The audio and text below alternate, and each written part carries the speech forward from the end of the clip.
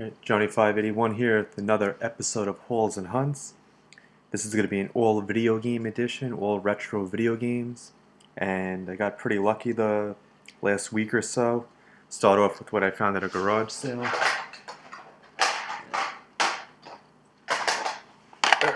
Got a stack of Super Nintendo games here.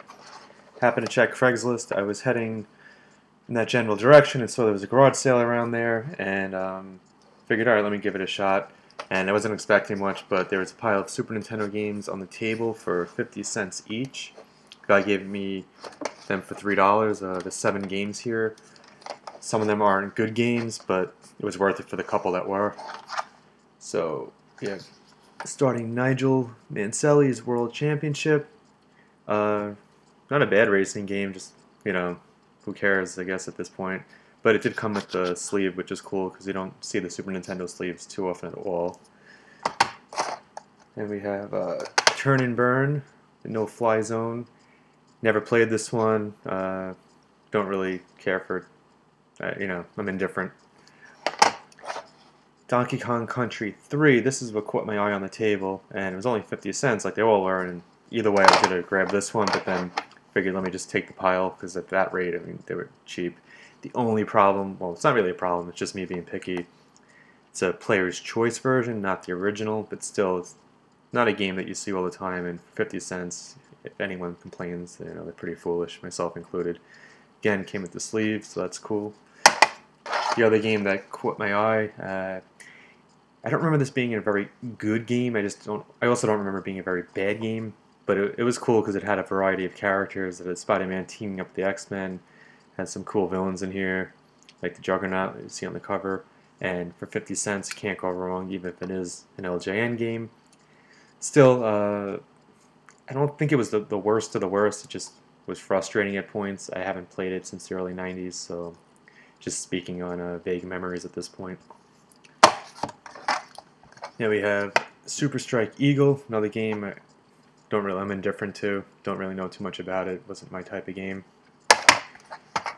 Flintstones movie tie-in game. I don't think it's super rare, but I don't think it's one of the most common games, but it's a movie tie-in game. If it was a classic Flintstones game based on the cartoon, I'd care a little more. But, it is what it is.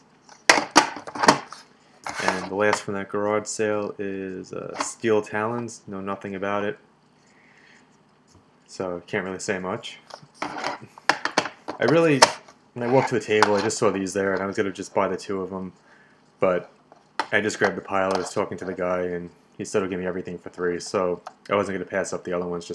Really, what does it come out to, like 30-something cents each or 40 cents each?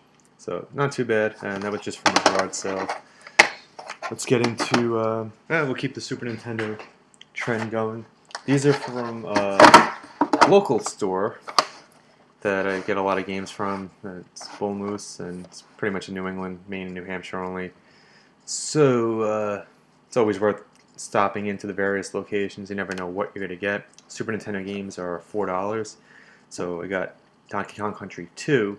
Donkey Kong Country 1 I had from when it first came out, but for whatever reason, I think 2 and 3 came out too soon after that I wasn't interested, so I just never got around to getting them, just like I never got the Game Boy versions. But here we go. So Donkey Kong Country 2 cost me $3.97.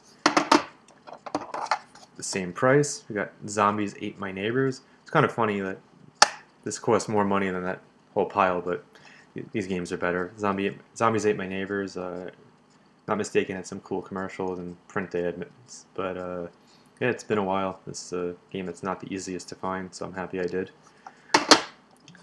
Another fun one, we got Street Fighter II Turbo, which was the second release on the Super Nintendo. There were 3 in total, and they were all a lot of fun. Of course, the modern Street Fighter games blow these away, in my opinion, but the charm of these can't be matched and brings back lots and lots of great memories. So for that price, I wasn't going to pass it up. Here's Kirby's Dream Course, which is a fun Kirby game. I think there were 3 or 4 of them on the Super Nintendo, so I was happy to find this one for $4.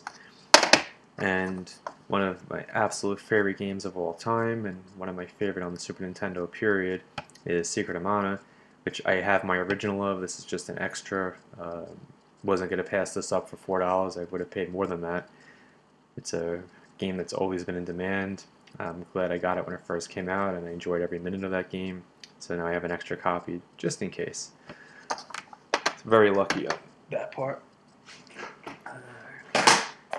Here we got the Sega Genesis, NBA Jam, the original one.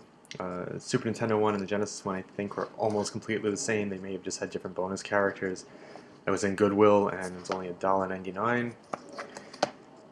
Very good condition, and if I can get this open, got the box, the cartridge, everything, I mean the booklet and the cartridge, everything was here.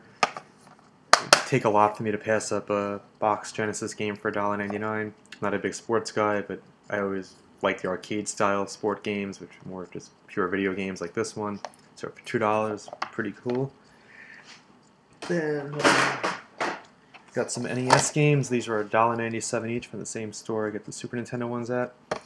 Mario Duck Hunt and Track Meet. I was gonna say Track and Field, but I never had this one because I never had the Power Pad, and this was the cartridge that came with the Nintendo and the NES, the original one with the Power Pad model. I had the action set that had Mario and Duck Hunt. I never had the Power Pad. I still don't have a Power Pad. For $2, I just wanted it because it had different artwork on the front. And even though it's an extremely common game, it's still cool. Like Mario with the fire flower, and the duck looks a little different. So this was just bought more for the collection than anything else. Also for $1.97, we got Capcom's Little Nemo Dream Master. My cousin had this game. I remember liking it. I just never had it, so I didn't get to play it enough. But pretty cool. It's in great shape, and $2. Next are some N64 games. These were from Goodwill. We got Ready to Rumble Boxing Round 2 and Beetle Adventure Racing. This I had on the Dreamcast. This I've never played. Heard mixed things about. They were $2.99 each, and I didn't have them. They were just sitting there in the case, so I figured, what the hell, I didn't have, for $2.99 I'm not going to complain. That's a very good price for N64 games in general. So 2 more for the collection. Now here's from the store I got the Nintendo and the Super Nintendo from. Their N64 games are $6.97. Some cases that works to your benefit, some cases not. Here's a Scooby-Doo game that came out. It was a classic Creep Capers. I think it was the only Scooby-Doo for the N64. And it's done in the classic cartoon style, which I love. There were a few on all the other systems, but this was one of the first forays into the Scooby-Doo video games that are now pretty common.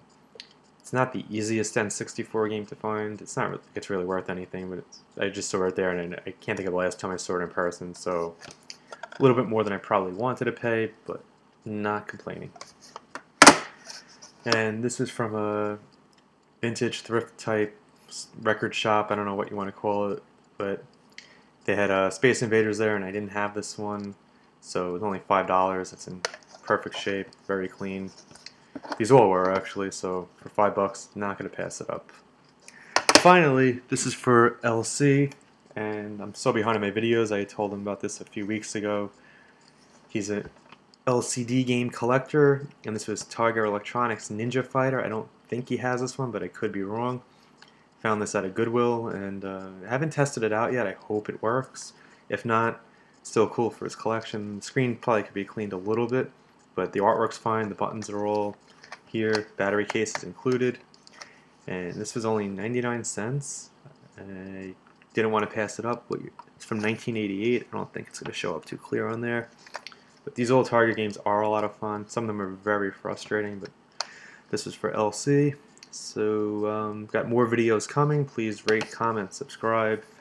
Let me know what you think. If you have any memories of any of these games, I enjoy watching your videos. Hopefully you enjoy watching mine. So let's keep this community going. Thank you.